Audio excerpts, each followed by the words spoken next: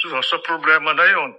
Ako naman, bilang presidente ng Senado noon, tinanong ko sa kanya, anong karapatan mo na nagpunta sa China? Yung ba, kusang loob mo lamang ang nagpunta ron? Sabi niya, hindi. Nagpunta ako doon, may authority ako. Sinong nag-utos sa'yo na pumunta ron? Pagkatapos sumagot si Presidente Aquino, sabi niya, ako ang nag-utos sa kanya. Sinabi ko kay Presidente Aquino na dahan-dahan, Mr. President, medyo masalimut yata yan sapagkat hindi natin alam kung anong mga pinag-usapan nila ni Trillanes doon sa mga kinakausap niya sa China. Kaya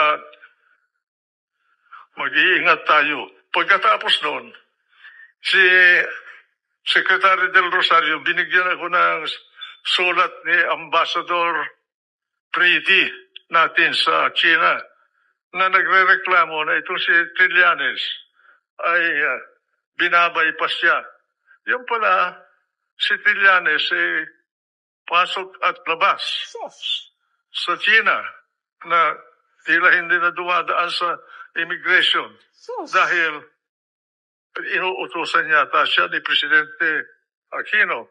Kaya sinabihan ko sila na dapat huwag natin gawin yun sapagkat bansa ang nauukol dito. Nagkaroon ng mediation. Ngayon, ang mediator pala doon ay ang Amerika. Ang question ngayon na hindi ko masagot at hanggang ngayon, hindi ko alam kung sino ang humingi ng tulong ng Amerika. Ang Amerika ang nag-mediate. Nagkaroon ng kasunduan dahil sa mediation ng Amerika na umatras bawat China at Pilipinas doon sa area ng Scarborough. Sinunod ng Pilipinas yung kasunduan sa ilalim ng mediation ng Amerika pero ang China ay hindi sumunod.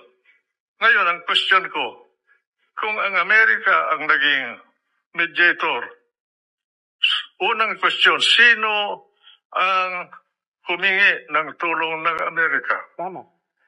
Pangalawa, bakit nung hindi tinupad ng China ang kasunduan, umatras din siya?